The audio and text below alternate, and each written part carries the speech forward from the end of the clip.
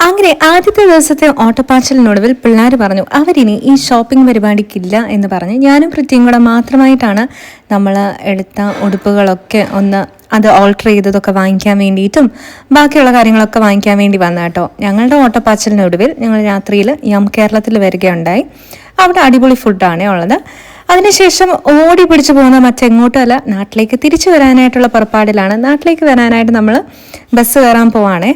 അപ്പോൾ ഒത്തിരിയധികം ലഗേജസ് നമുക്കുണ്ടായിരുന്നു. എൻ്റെ ഫ്രണ്ട് ആനന്ദ് വന്നിരുന്നു കേട്ടോ ഞങ്ങളെ ഡ്രോപ്പ് ചെയ്യാൻ വേണ്ടിയിട്ട്. അങ്ങനെ നമ്മൾ ബസ്സിൽ കയറി കോട്ടയം എത്തിയപ്പോൾ ഞങ്ങൾ തീർച്ചയായിട്ടും ഒന്ന് അറിഞ്ഞു വണ്ടി ഒന്ന് പഞ്ചറായി കേട്ടോ. അങ്ങനെ ഞാൻ ഡാൽവി കുറേ വർഷങ്ങൾക്ക് ശേഷം 10 വർഷങ്ങൾക്ക് ശേഷമാണ് നാട്ടിൽ വരുന്നത്.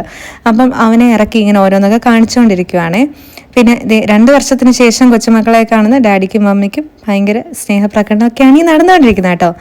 അപ്പം മമ്മി പ്രത്യേകിച്ച് നമുക്കെല്ലാവർക്കും വേണ്ടിയിട്ട് പൊതിച്ചോറുണ്ടാക്കിയിട്ടുണ്ടായിരുന്നേ. അത് പിന്നെ നമ്മുടെ എല്ലാം ഫേവററ്റ് ആണല്ലോ.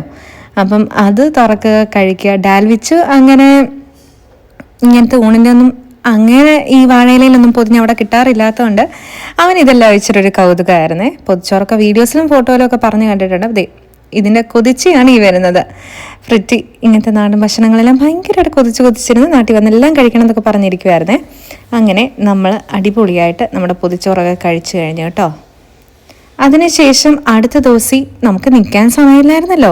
ഇങ്ങനെ ഓട്ടപ്പാച്ചിലാണ്. അപ്പം നാട്ടിലെ ഓരോ ഫുഡും ഇവർ ആദ്യമായിട്ടാണ് ഇവിടുന്ന് ട്രൈ ചെയ്യുന്നത്. അപ്പം അവിടെ കിട്ടുന്ന അൽഫാം പോലെയാണ് ഇവിടുത്തെ അൽഫാം. പിന്നെ അവർക്ക് അവിടെ ഒട്ടും കിട്ടാത്തൊരു ഐറ്റമാണ് നമ്മുടെ ലൈം സോഡ. അല്ലെങ്കിൽ അവിടെ ശരിക്കും പറഞ്ഞാൽ അവർക്ക് കൂടുതലും കിട്ടുന്നത് ഈ ലൈം സിറപ്പ് ഉപയോഗിച്ചിട്ടാണ്. അപ്പോൾ ഇവിടുത്തെ ലൈം സോഡ ആയിരുന്നു ഏറ്റവും കൂടുതൽ നമ്മുടെ ഡാൽവിച്ചുവിന് കുടിക്കാൻ വേണ്ടത്. പിന്നെ അൽഫാം ആൾക്ക് നന്നായിട്ട് ഇഷ്ടപ്പെട്ടു കേട്ടോ. മന്തി, അൽഫാം ഈ സാധനങ്ങളൊക്കെ ഞങ്ങൾ ട്രൈ ചെയ്തേ. ഇതെല്ലാം ഇഷ്ടപ്പെട്ടായിരുന്നേ. ആദ്യമൊക്കെ ഇച്ചിരി എരിയായിട്ട് അവർക്ക് തോന്നി. പിന്നെ ഡാൽവിച്ചുവിനെ മലയാളം പഠിപ്പിക്കുന്ന ആ ഒരു സീനാട്ടോ ഈ കാണുന്നത്. ഇന്നലെ